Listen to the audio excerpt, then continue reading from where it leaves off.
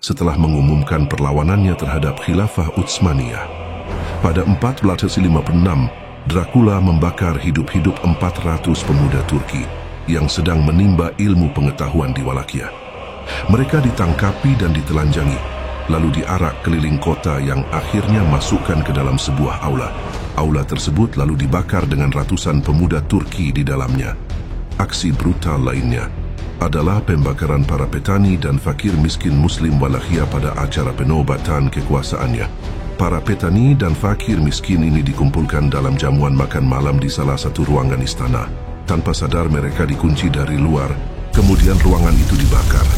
Dendam Dracula terhadap Turki dan Islam semakin menjadi. Di tahun 1459, Vlad punya cara unik untuk menyambut Hari Saint Bartolome. Dia mengundang semua pedagang Turki di Wallachia untuk datang ke sebuah pesta besar. Ternyata pestanya bukan pesta biasa. Begitu para pedagang datang, Vlad langsung memerintahkan pasukannya untuk menangkap mereka semua. Dalam waktu sebulan, 30.000 pedagang Turki beserta keluarga mereka ditawan. Para pedagang yang malang ini kemudian ditelanjangi dan digiring ke lapangan penyulaan. Di sana, mereka dihukum mati dengan cara yang sangat mengerikan, yaitu disula satu persatu. Kekejaman Vlad tak berhenti di situ. Dia juga menyebarkan virus penyakit mematikan ke wilayah-wilayah yang didiami umat Muslim. Tak hanya itu, dia bahkan meracuni sungai Danube untuk membunuh pasukan Khilafah Utsmaniyah yang membangun kubu pertahanan di selatan sungai. Berhubung Vlad udah keterlaluan banget nih, pada 462 Khalifah Utsmani, Muhammad Duli, mengirim 60.000 pasukan untuk menangkap Dracula hidup atau mati. Pemimpin pasukan adalah Radu, adik kandung Dracula. Mengetahui rencana serangan ini, Vlad menyiapkan aksi terkejamnya untuk menyambut pasukan Turki. Sepekan sebelum penyerangan, dia memerintahkan pasukannya untuk memburu seluruh umat Islam yang tersisa di wilayahnya. Terkumpullah 20.000 umat Islam yang terdiri dari pasukan Turki yang tertawan, para petani, dan rakyat lainnya. Selama 4 hari, mereka digiring dengan telanjang bulat dari Tirgoviste menuju tepi sungai Danube. 2 hari sebelum pertempuran, para tawanan disula secara massal di sebuah tanah lapang. Mayat-mayat tersula tersebut kemudian diseret menuju tepi sungai, lalu dipancang di kiri dan kanan jalan yang membentang sejauh 10 km untuk menyambut pasukan Turki. Pemandangan mengerikan ini hampir membuat pasukan Turki turun mental. Namun semangat mereka kembali bangkit saat melihat sang sultan begitu berani menerjang musuh. Mereka terus merangsek maju, mendesak pasukan Dracula melewati Tirgoviste hingga ke Benteng Poenari. Dracula memusatkan semua pemerintahannya di Benteng Poenari. Benteng ini akhirnya dikepung oleh Radu yang menyerang atas perintah Sultan Mehmed II. Radu adalah panglima perang sekaligus anggota dari Kesatuan Yanisari, orde yang dibentuk untuk menandingi Orde Naga. Malam sebelum penyerangan, seorang hamba Vlad yang dikirim bersamanya ke Turki dan saat itu melayani Radu memanahkan pesan agar tuannya kabur. Pada saat itu istri Vlad yang menerima pesannya. Istrinya langsung ngasih tahu agar Vlad segera melarikan diri, tapi Vlad menolak dan bersikeras bertahan. Istrinya yang gak mau jadi tahanan perang pun milih iompat dari kamar tidurnya dan jatuh di anak sungai Arges. Sekarang sungai itu diberi nama Sungai Permaisuri. Kampret momennya, ternyata saat istrinya melompat ke sungai, Vlad justru melarikan diri lewat lorong rahasia. Kabur kok nggak ngajak-ngajak, suwe bener. Setelah kabur dari Benteng Poenari, Vlad ngibrit ke arah barat, ngumpet di daerah Brasov. Dia berharap Raja Hongaria yang baru Matthias Corvinus bakal kasih dia perlindungan. Tapi Apesnia bukannya disambut dengan pelukan hangat. Vlad malah diciduk dan dijadikan tahanan di Istana Visegrad. Gimana nggak sial? Di sana, Vlad kembali menunjukkan kebiasaan anehnya, yaitu menyiksa binatang kecil.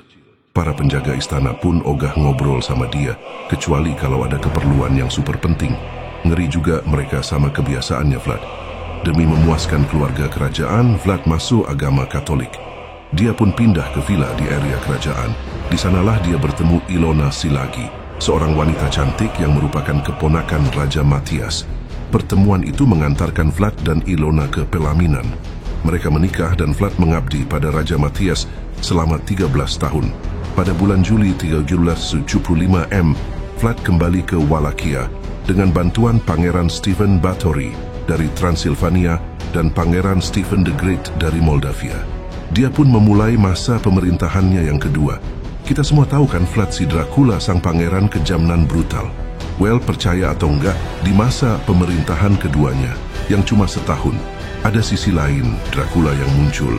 Setelah keok di tangan Stephen, pasukan Dracula berkurang drastis. Ketimbang ngeluhin kekalahan, Dracula jadi lebih sering pergi ke gereja Snagov. Iya beneran di gereja loh. Dia jadi rajin ikut misa, bahkan ngobrol panjang lebar sama kepala biara.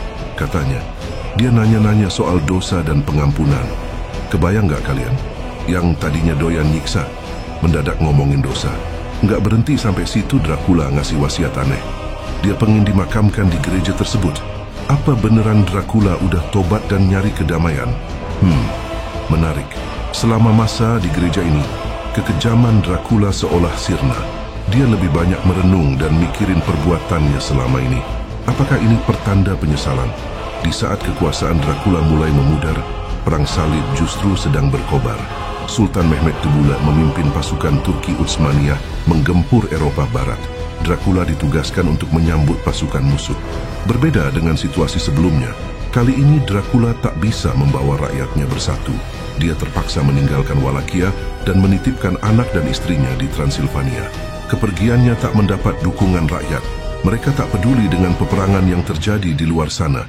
Ia pun memimpin pasukan yang terhitung kecil ke Danau Snagov, yang akhirnya berhadapan dengan musuh. Pada bulan Desember tahun 1476, akhirnya ia meninggal dunia dalam perang itu. Ia tewas dengan cara dipenggal dan konon katanya, kepalanya dibawa ke Konstantinopel sebagai bukti. Mayat Dracula akhirnya ditemukan di tepian Danau Snagov oleh biarawan Snagov. Mereka membawanya ke gereja Snagov sesuai permintaannya. Kisah kekejaman Vlad ini kemudian menginspirasi Bram Stoker, seorang penulis Irlandia, untuk menciptakan karakter Dracula dalam novelnya. Banyak yang berspekulasi mengapa Bram Stoker memilih nama Dracula. Ada yang mengatakan bahwa ini adalah cara dunia barat untuk mengaburkan kekejaman Vlad kepada korbannya. Penelitian oleh Raymond McNally dan Radu Florescu dari Boston College berjudul In Search of Dracula menunjukkan bahwa karakter Dracula memang didasarkan dari sosok Vlad Trbezi. Tapi sebuah penelitian ilmiah oleh Profesor Miller dari Universitas Newfoundland di Kanada yang meneliti semua catatan Bram Stoker menemukan fakta bahwa dia menemukan nama Dracula dari buku berjudul An Account of the Principalities of Wallachia and Moldavia, karya William Wilkerson. Pada catatan itu ditemukan bahwa Bram Stoker meminjam buku itu dari perpustakaan Whitby di Inggris Utara. Bram Stoker mungkin terinspirasi oleh nama Dracula dan kisah Vlad Trbezi, tapi dia tidak tahu tentang kekejamannya. Dia menciptakan karakter Dracula berdasarkan imajinasinya sendiri. Dracula sendiri selama hidupnya tidak pernah meminum darah layaknya vampir. Bahkan musuh bebuyutannya Kesultanan Utsmaniyah pun tidak pernah menyebut Dracula sebagai makhluk penghisap darah tersebut. Namun, ia termasuk dalam salah satu pemimpin terkejam sepanjang sejarah. Begitulah kisah Vlad Tempest yang saya dapat dari 4 sumber: Wikipedia, Britannica, National Geographic, dan biografiku.com.